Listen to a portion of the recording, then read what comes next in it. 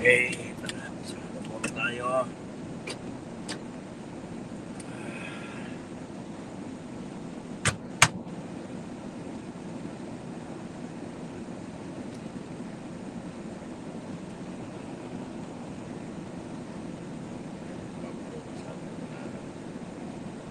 Pasada, pasada.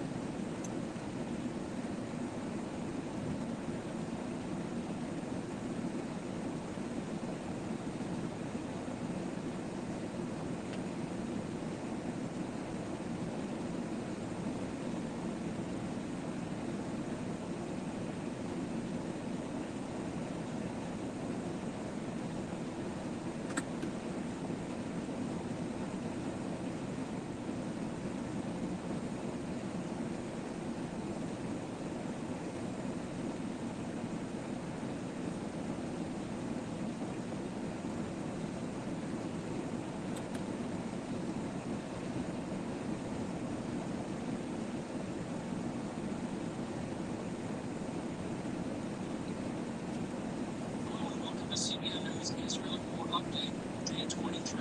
I'm Chris Mitchell. The IDF says the Gaza Strip is officially a battlefield. Israeli airstrikes are pounding Hamas targets, and troops are battling on the ground as we speak.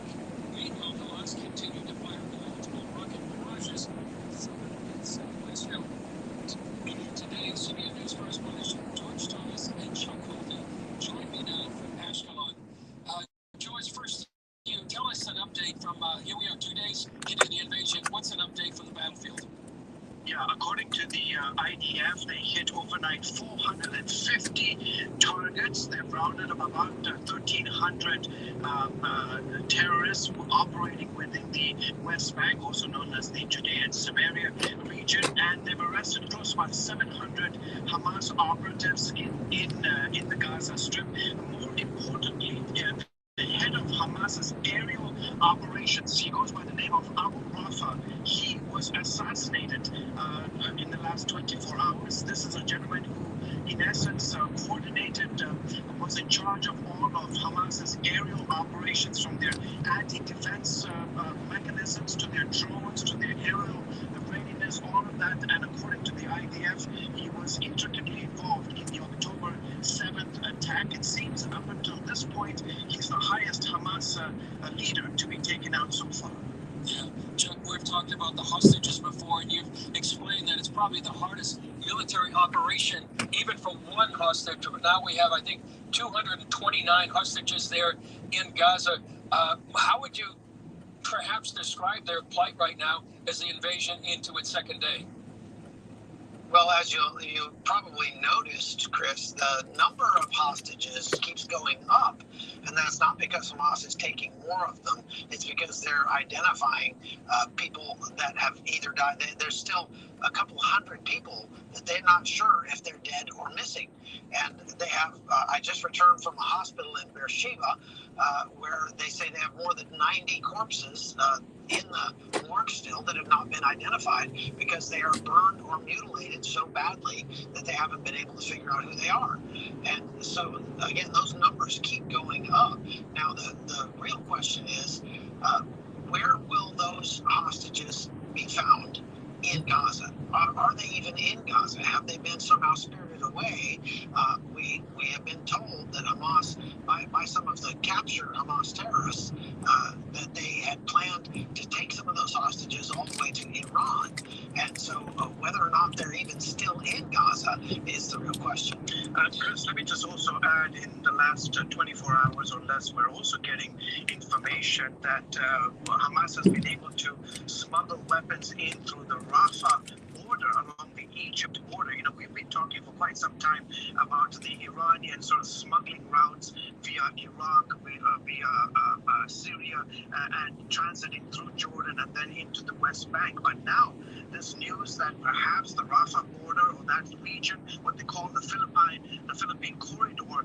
That beneath this Philippine corridor, that Hamas has been running these weapons, and then obviously the concern is, will some of the hostages get exited out, taken out through Egypt? Obviously, then I'm sure Israel, along with the United States and other countries, are probably going to be putting a heck of a lot more pressure on the Egyptians to either tighten that border or to intervene. Obviously, they've been playing an integral part in the negotiations, as well as the Qataris. Yeah, there's about maybe 40 nations that have people that have been taken hostage. One other thing, Chuck, we're reporting that there's been missiles shot into central and southern Israel. I mean, we're 3 weeks plus into the war. How is it possible that Hamas keeps firing missiles?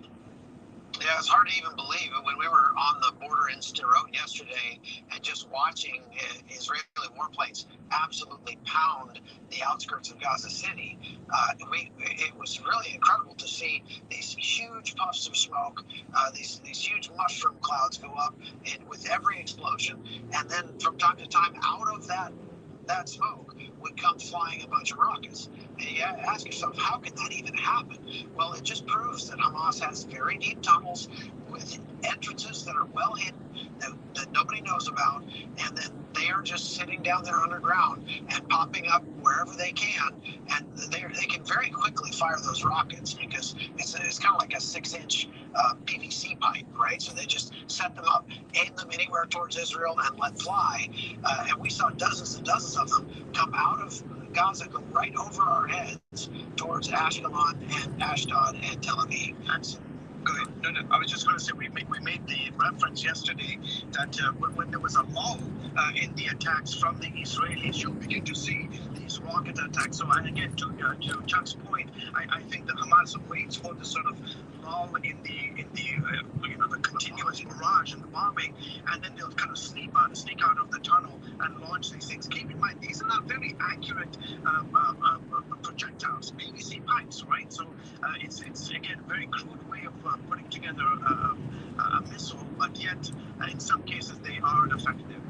Yeah, they just have to fire them anywhere north or east, and they're going to be hitting Israel. Fortunately, we've also seen how effective the Iron Dome system is in intercepting those things, but there are some getting through. There was a rocket that landed here in Ashkelon yesterday. There was one that landed in Beersheba that injured a couple of people, and the hospital that I just came from in Beersheba was actually treating those wounded. Yeah, Chuck, would you say that the IDF is going very deliberate, day by day, almost incrementally, down through the Gaza Strip? Well, I think they're going to have to go. It looks like they're doing a kind of pincer movement.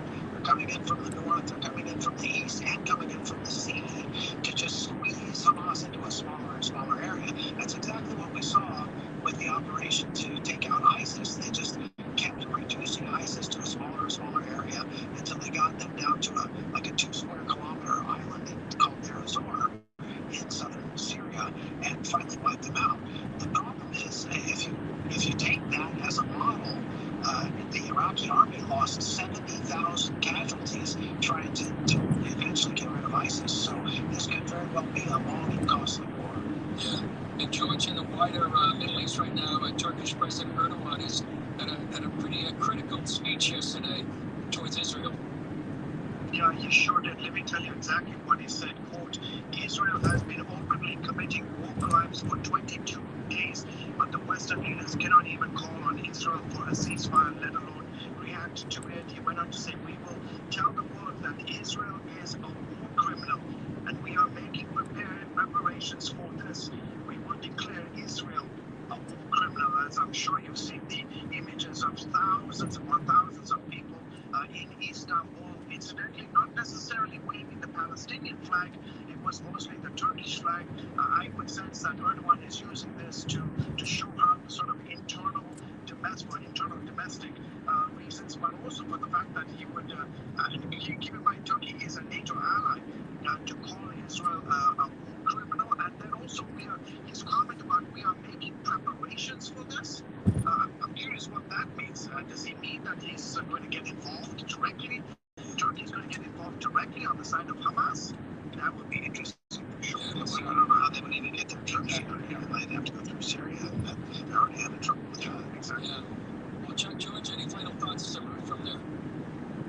It was pretty amazing to go and talk to the president of the University Hospital today and listen to him tell me about the care that they have been giving to the wounded from October 7th. They've got, I think, 91 people in their hospital that were wounded there, but some of those people are actually Hamas terrorists that were wounded and captured.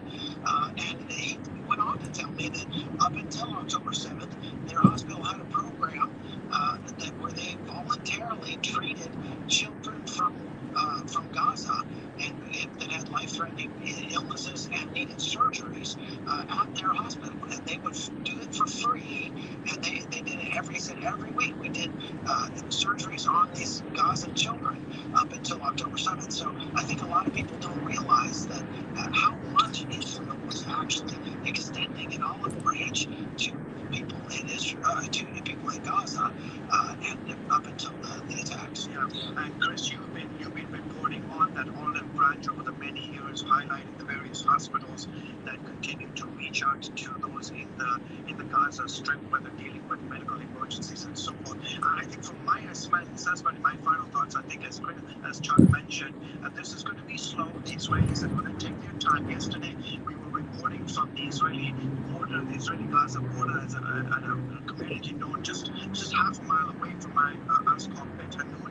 It is rubble today. 24 hours later, it is rubble. And I think what you're going to see in the days and weeks ahead is sort of the slow, again, village by village, city by city, block by block, and in essence divide the Gaza Strip into half and then take complete control of the northern portion of the Gaza Strip and then continue to decide what's our next move. Because almost 2.5 million people are all the way in the southern part of the Gaza Strip. And I think what you're going to see is a concentrated effort from the east, from the north, and as Chuck mentioned, from the sea to this pincer movement to encircle the northern part of the Gaza Strip, completely demolish it, completely get rid of Hamas, completely destroy those tunnels, and then maybe make a decision as to what next to do. Yeah, well, great reporting from Ashkelon there, George Thomas, Chuck Golden. Great to be with you. In an address to the nation last night, Prime Minister Benjamin Netanyahu called the conflict Israel's second war of independence. It said never again is now. CBN News Middle East analyst John Wagi and Middle East correspondent Julie Stahl join me now for more.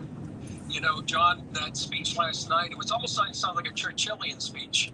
It is a Churchillian statement, actually, because it was a statement that was released. And I think one thing of note with that, the statement was released in a joint kind of address from Benny Gantz, who was the opposition until 3 weeks ago, and Defense Minister Yoav Gallant. So they're trying to present this and are successfully presenting a united front as far as the military goes. And Netanyahu, in his statement, made it clear that they were unanimous. The cabinet was unanimous. The war cabinet was unanimous that they go in to Gaza and carry out this operation. So that's what they're trying to get across, and obviously for good reason. Yeah. Julie, what Chuck said about the fact that the hospital was actually treating Hamas terrorists, it speaks to the fact that Israel has been helping Gaza Strip for years. And you had a briefing with COGAT, C-O-G-A-T. Yeah, that's the coordinator for government activities in the territories. They were responsible for the people in Gaza that would come into Israel.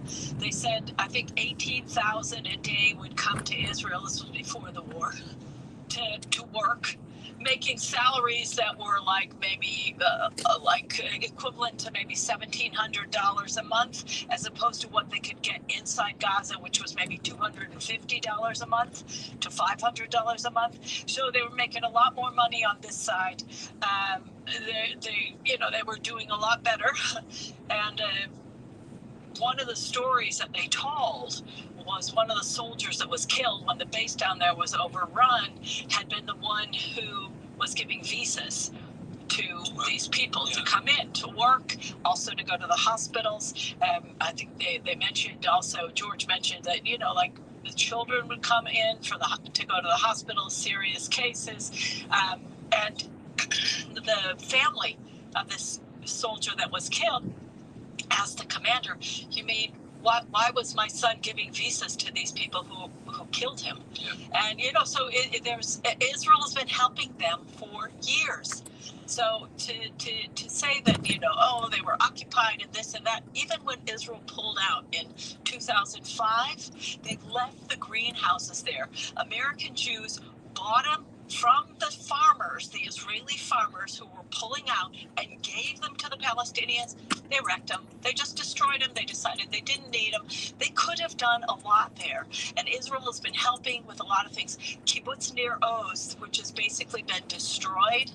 There were, I heard, 10 people that volunteered their time driving Palestinians from the border to the hospitals that needed urgent care.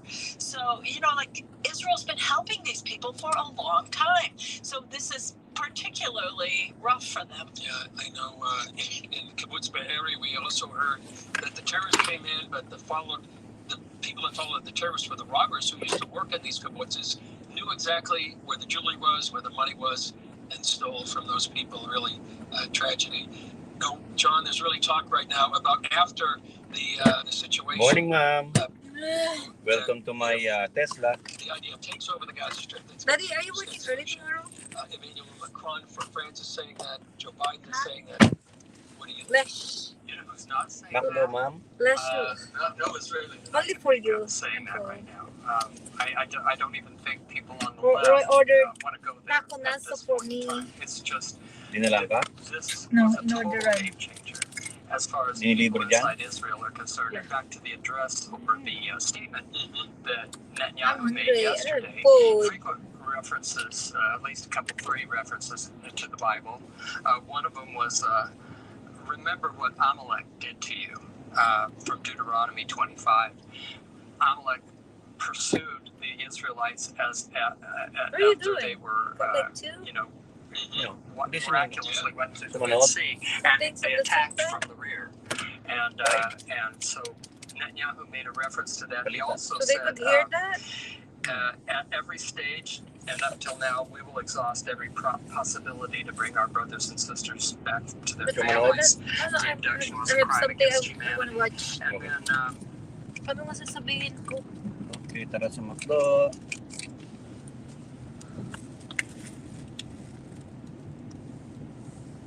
Ay.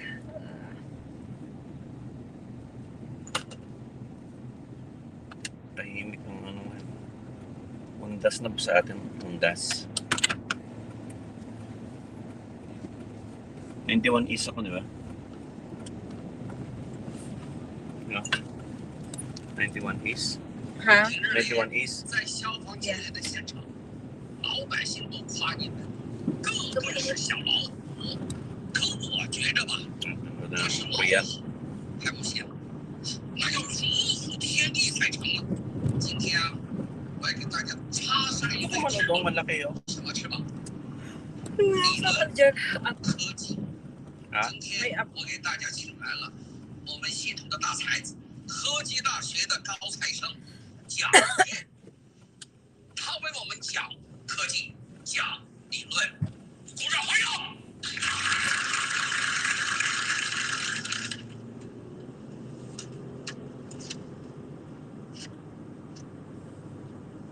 大家好，我叫蒋越。非常厉害啊，这位！现在呈现在画面里的呢，这个叫超级战斗团队，它内置了一个计算机的模块，还有一个高温捕捉摄像头，通过特制的 AR 屏幕呈现给消防员。这个是前段时间发布的一个视频，它叫双足机器人，它可以像人一样去行走。它内设激光雷达，可以探测到浓雾和火焰。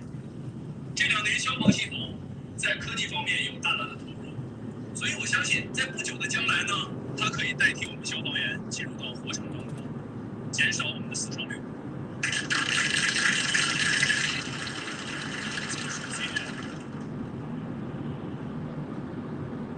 现在一线消防部队需要不是机器人，而是要有经验的人。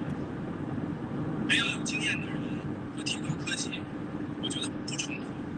提高科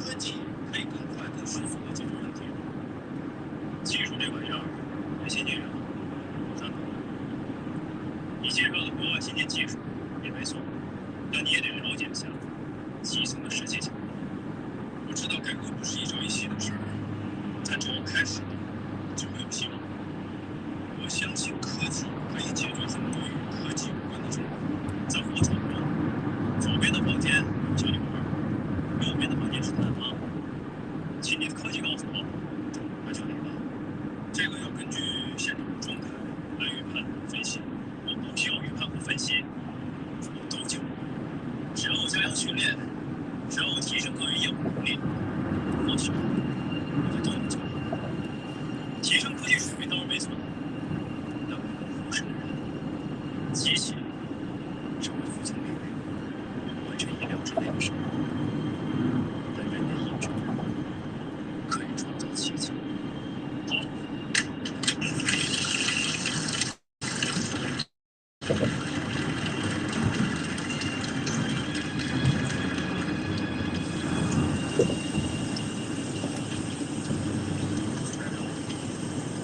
加入微信，不是主要的。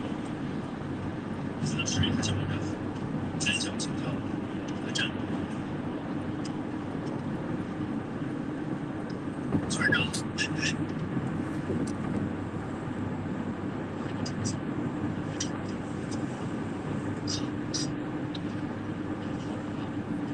觉得挺有意思的。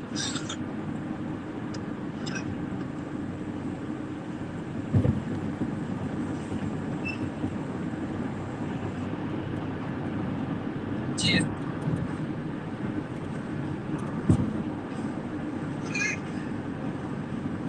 平时得很远的人啊，这会都散了，你咋还没走啊？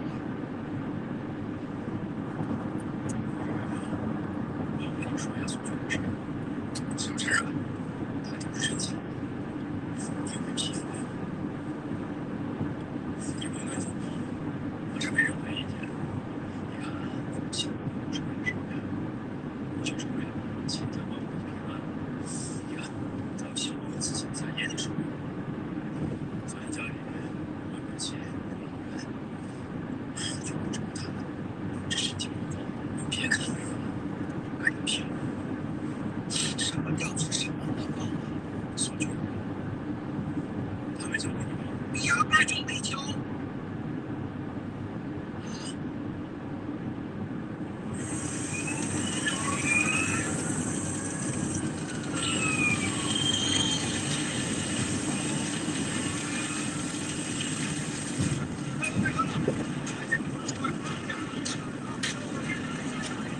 太强了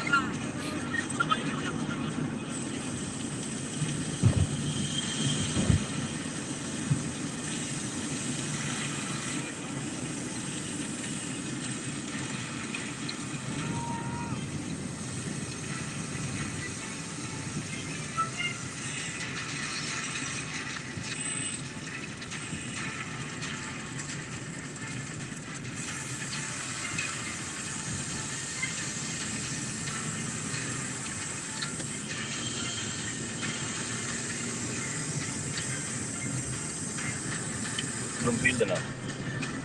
Ha? Belum film. Yeah.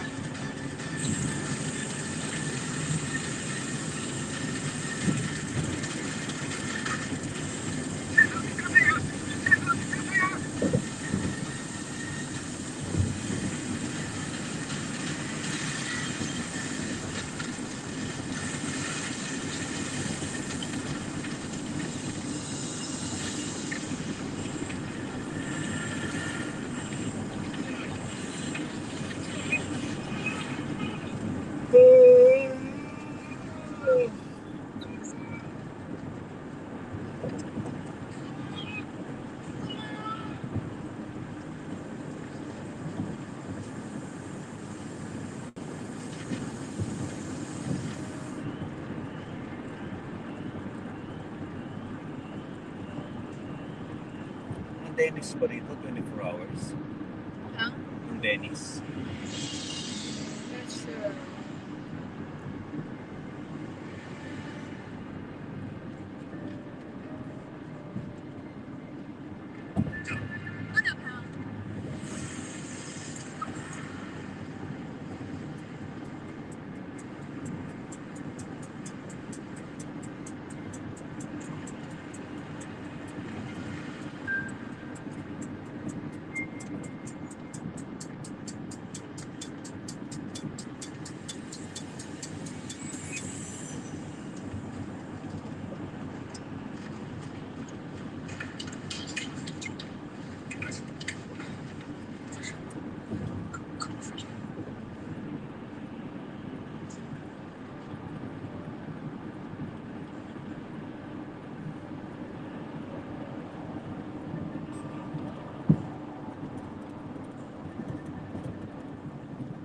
ka ba, Dan? Nag-gym ka? Eh, sa garage na. Tinamad ka. Naman to.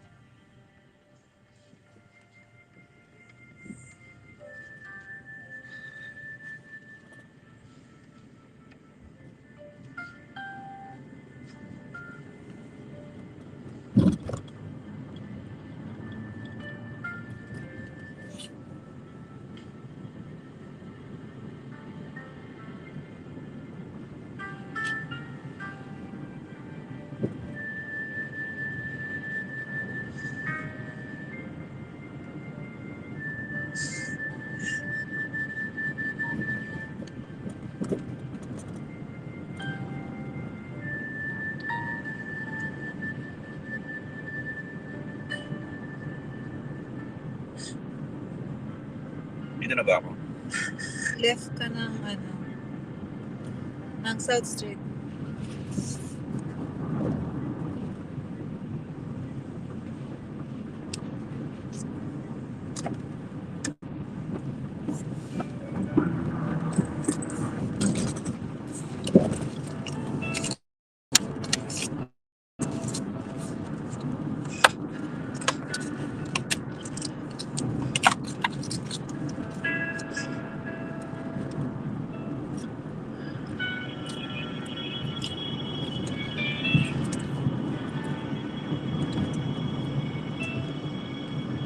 Sabay ka pa sa akin bukas?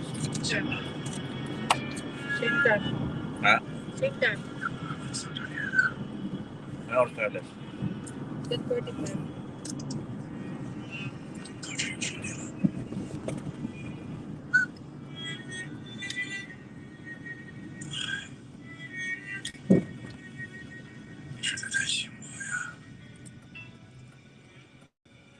Meron kong ano? Sabay.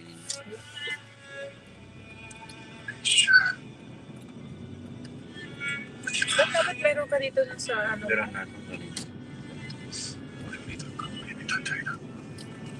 想想去哪就好。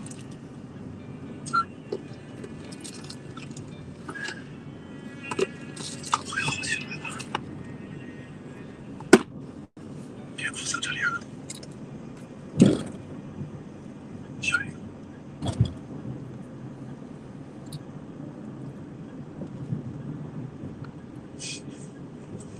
有求必失。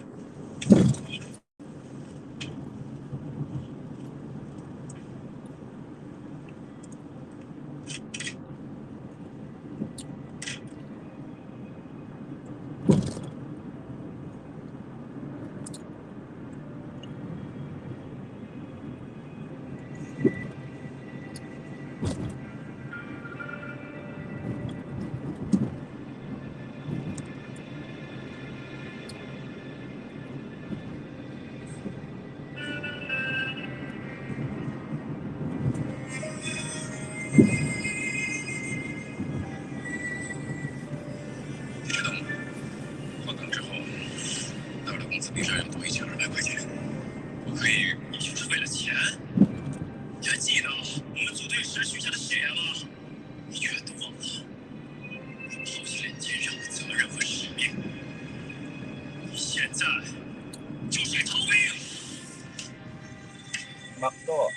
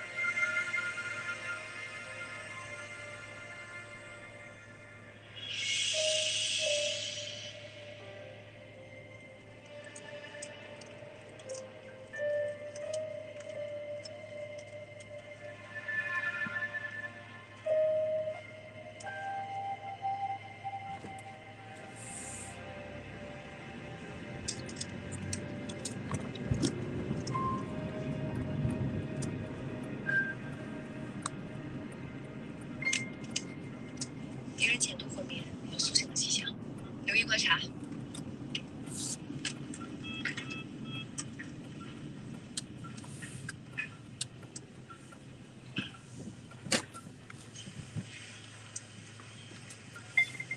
Mcdo. 哇，哎，这是陈米，哎，你看，这陈米原来长这么漂亮，是挺漂亮的。你说这以后可怎么办啊？谁知道啊？说伤得这么严重，烧伤面积达到了16%，手指全部。Yan. 啊， McFlurry, Big Mac, 哎呀， Big Mac meal. Hi there. How can I help you tonight? Can I have one Big Mac meal, please? Okay, will that be a medium or a large? Medium. Can I have for the Big Mac? Can I have extra pickles and extra onions Okay. and extra lettuce? I'm sorry, one more time. Extra lettuce, please. Okay. And the drink for that? Can I have mocha pro? Mocha? Pro. Mocha frap. Mocha frap? Yeah, for the drink. Small, medium, or large? Medium. Medium, please. Okay. Anything else? Can I one cheeseburger? And one cheeseburger. Okay. That's it. That's all. Alrighty, I'll have all that for you. Second window. Your total is gonna be $16.73. Thank you. Thank you. Bayad ka na. Wala, nawawala yung wallet ko. Kamahal-mahal naman yung delivery na yan. $10. May nagko-complain po sa ating pasahero. Mahal-mahal. Delivery. Libre yan. Mcdo yan.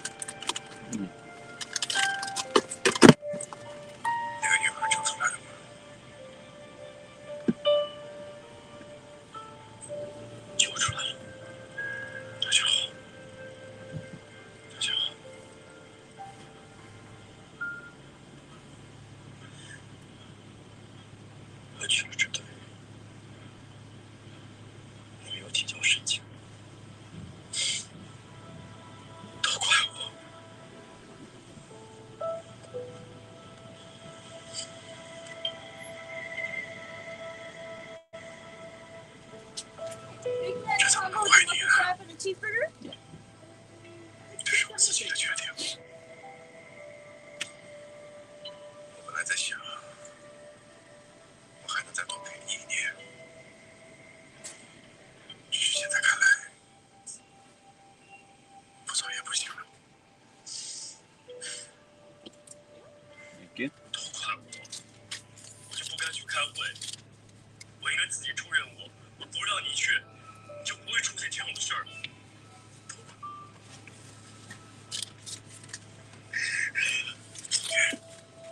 宋月，这跟你没关系，这是我自己的决定。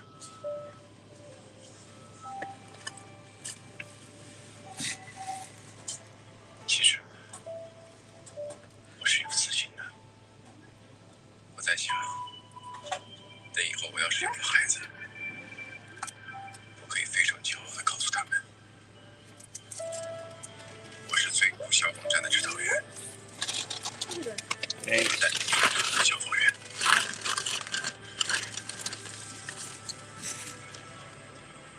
Bagus, Mcdo.